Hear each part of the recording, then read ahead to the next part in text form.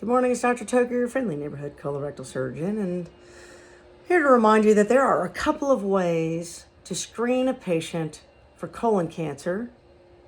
There are some ways that are considered screening that I personally think are inappropriate, and they are only done because they are super cheap, and they are not good screening tests. And I want to go over that real quick and hopefully in as little time as possible. The gold standard for colon cancer screening is something called a colonoscopy. Now, it's not something you have to do that often. It's once every 10 years if you're a normal person, once every 3 to 5 years if you have some risk factor like prior polyps, prior cancer, that sort of thing. If you want more information on how to prepare for a colonoscopy or what's involved, you can always go to my website, click on Dr. Toker's office patients, go from there to the colonoscopy page in my office website and watch videos on colonoscopies. But it's colonoscopy gold standard. There's another test which is not bad. It's a pre-screening test. It's called a Cologuard. You poop in a bucket, you mail it off, they look for genetic evidence of polyps or cancer.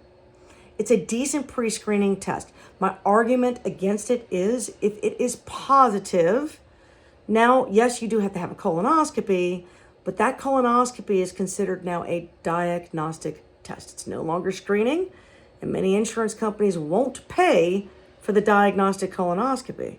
See, they'd rather pay for the cheaper Cologuard. 40% of the population will have a positive Cologuard. They're just defraying 40% of their costs onto the client who has already paid an increase in their insurance rate to get screening tests covered. See the math there?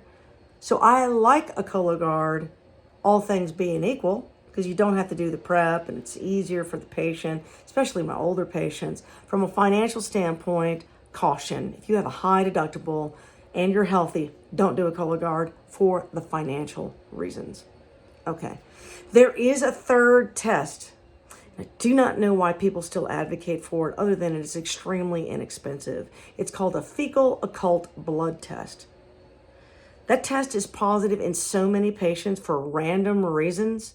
And again, the second it is positive, you need a colonoscopy, and that colonoscopy is diagnostic.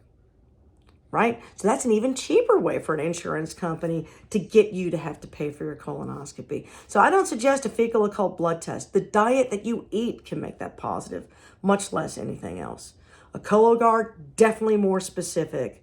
And I do like that test if it weren't for the financials. But really, the gold standard, colonoscopy, don't be scared. I'm going to give you good drugs. It's going to be awesome.